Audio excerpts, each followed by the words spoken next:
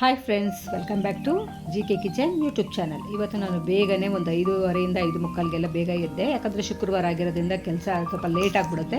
ನಾನು ಎಷ್ಟು ಬೇಗ ಎದ್ದೇಳ್ತೀನೋ ಅಷ್ಟು ಬೇಗ ಆಗುತ್ತೆ ಅಂತ ಅಂದ್ಬಿಟ್ಟು ಬೆಳಿಗ್ಗೆನೇ ಇದ್ದು ಮುಂದ್ಗಡೆ ಇರೋದು ಪ್ಯಾಸೇಜ್ ಎಲ್ಲ ನೀಟಾಗಿ ತೊಳೆದು ಕೆಳಗಡೆ ಹೋಗಿ ಬಾಗಿಲೆಲ್ಲ ತೊಳೆದೆ. ರಂಗೋಲೆ ಬಿಟ್ಬಿಡೋಣ ಅಂದ್ಕೊಂಡೆ. ಹಾಗೂ ಸ್ವಲ್ಪ ಕತ್ಲೆ ಇತ್ತು, ಪರವಾಗಿಲ್ಲ ಹಾಗೆ ಬಿಟ್ಬಿಟ್ಟು ಮೇಲೆ ಹತ್ಬಿಡೋಣ, ತಿರ್ಗಾ ಕೆಳಗೆ ಇಳಿಯೋಕ್ಕಾಗಲ್ಲ ಅಂತ. ಸ್ವಲ್ಪ ಕತ್ಲಾಗಿರೋದ್ರಿಂದ ನಿಮಗೆ ಕಾಣ್ತಾ ಇಲ್ಲ. ಆಮೇಲೆ ಸ್ವಲ್ಪ ಆದಮೇಲೆ ಬೆಳಗ್ಗೆ ಬರುತ್ತೆ, ಆವಾಗ ಚೆನ್ನಾಗಿ ಕಾಣುತ್ತೆ. ನೋಡಿ, ರಂಗೋಲಿ ಎಲ್ಲ ಬಿಟ್ಟಾದಮೇಲೆ ನೀಟಾಗಿ ಕಾಣುತ್ತೆ. ಯಾಕಂದರೆ ಒಂದು 10 ನಿಮಿಷ ಲೇಟಾಗಿ ಎದ್ಬಿಟ್ರೆ ಶುಕ್ರವಾರ ಕೆಲಸ ಸ್ವಲ್ಪ ಲೇಟೇ ಆಗೋದು. ಯಾಕಂದರೆ ಕಸ ಗುಡಿಸ್ಬೇಕು, ಮನೆ ಒರೆಸ್ಬೇಕು, ಪಾತ್ರೆ ತೊಳಿಬೇಕಲ್ವಾ, ಬೇಗ ಮುಗಿಸ್ಕೋಣ ಅಂತ ಅಂದ್ಬಿಟ್ಟು ಬಾಗಿಲೆಲ್ಲ ತೊಳೆದು ನೀಟಾಗಿ ರಂಗೋಲಿ ಬಿಟ್ಟರೆ ಒಂಥರ ಸಮಾಧಾನ.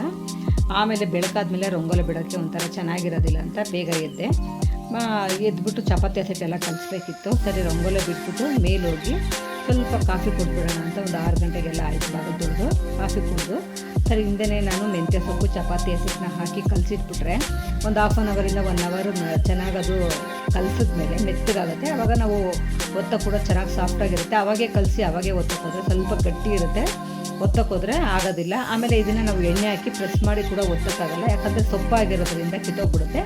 ನಾನು ಎಣ್ಣೆ ಎಲ್ಲ ಹಾಕಿ ಚೆನ್ನಾಗಿ ನಾದು ಇಟ್ಬಿಟ್ಟು ಹಿಂದೆಯೇ ನಾನು ಕಾಫಿ ಎಲ್ಲ ಕುಡ್ದಾದ್ಮೇಲೆ ಹೆಸರುಬೇಳೆ ತೊವೆ ಅಂದರೆ ದಾಲ್ಗೆ ಇಟ್ಕೊಂಡ್ಬಿಟ್ಟೆ. ದಾಲ್ ಇಟ್ಟಿದ ತಕ್ಷಣ ಗುಡಿಸಿ ನೀಟಾಗಿ ಒಂದು ಸತಿ ಕೈಯಲ್ಲಿ ಒರೆಸಿದ್ರೇ ಸಮಾಧಾನ. ಮಾಪಲ್ಲಿ ನನಗೆ ಒರ್ಸೋಕ್ಕೆ ಬರೋದಿಲ್ಲ. ಆಲ್ರೆಡಿ ನಿಮಗೆಲ್ಲ ವಿಡಿಯೋದಲ್ಲೂ ಹೇಳಿದ್ದೀನಿ. ನೀಟಾಗಿ ಕೆಳಗಡೆ ಎಲ್ಲ ಬಗ್ಗಿ ಒರೆಸ್ಬೋದು, ಸ್ವಲ್ಪ ಎಕ್ಸಸೈಸ್ ಆಗುತ್ತೆ ಅಂತ. ಕೈಯಲ್ಲಿ ಕೂಡ ಒರೆಸಿದ್ರೆ ನೀಟಾಗಿ ಕಾಣುತ್ತೆ.